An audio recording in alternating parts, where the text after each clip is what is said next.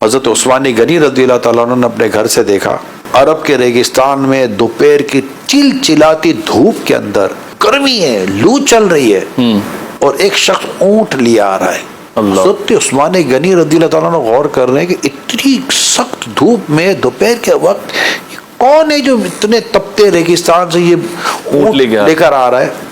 جیسے جیسے وہ قریب آتے ہیں کہ چادر تھی، کپڑا ڈلا ہوا تھا، تو قریب آتے یہ تو امیر المومنین ہے عمر رضی اللہ تعالیٰ عنہ۔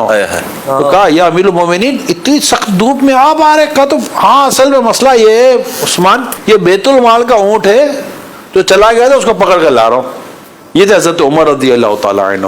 امانت، دیانت، عدل، بیت المال کی حفاظت، اچھا لوگوں کے حقوق کو سمجھنا اور ان کے حقوق کی ادائیگی کے متعلق جو آپ کے جو ڈیسیجن ہوا کرتے تھے اور آپ اس معاملے میں جو غور کیا کرتے تھے اور جو فیصلے کیا کرتے تھے، وہ بڑے مطلب کے کمال، یعنی امن، معیشت۔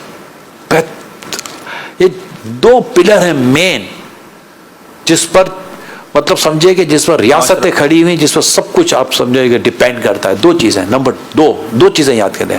نمبر 1 پیس، نمبر 2 اکنامکس، معیشت اور امن۔ اگر یہ دو چیزیں مضبوط ہیں، نو پرابلم۔ حضرت عمر فاروق اعظم رضی اللہ تعالیٰ عنہ کے دور خلافت کو اگر دیکھیں، یہ دونوں چیزیں مضبوط تھی۔ سبحان اللہ۔ امن ایسا کہ مجالے، اور معیشت ایسی کہ واہ واہ، اور رولنگ ایسی کہ پھر بات۔ تو یہ سب چیزیں کیسے ہوتی ہیں؟ خالی کہنے سے تو نہیں ہو جاتی۔ حضرت عمر بن عبدالعزیز رضی اللہ تعالیٰ عنہ کو جو فاروق ثانی کہتے ہیں نا، اس کی ایک وجہ یہ بھی ہے کہ ان کے دور خلافت میں بھی یہی ہوا، سبحان اللہ، امن اور معیشت۔ یعنی کہ لوگ ڈھونڈتے تھے کہ کوئی مستحق ملے جو زکوٰۃ دے دے، مسلمانوں کو غنی کر دیا تھا حضرت عمر بن عبدالعزیز رضی اللہ تعالیٰ عنہ نے۔ اچھا اس کے لیے کیا ہوتا ہے؟ پہلے اپنی ذات کے اوپر امپلیمنٹ کرنا ہوتا ہے۔ حضرت عمر رضی اللہ تعالیٰ عنہ نے بیت المال سے 1 روپیہ بھی ایسا نہ لیا جس کے بارے میں کوئی کلام کیا جا سکے۔ اتنا تقوی، اتنی پرہیزگاری تھی حضرت عمر رضی اللہ تعالیٰ عنہ کی زندگی میں، اور ایسے اصول وضع کیے۔ اور آج بھی اگر کوئی حضرت عمر فاروق اعظم رضی اللہ تعالیٰ عنہ کے دیے گئے ان رولز کو پڑھے اور اسے امپلیمنٹ کروائے، دیکھیں امپلیمنٹیشن اتنا آسان نہیں ہوتا، امپلیمنٹ کرائے۔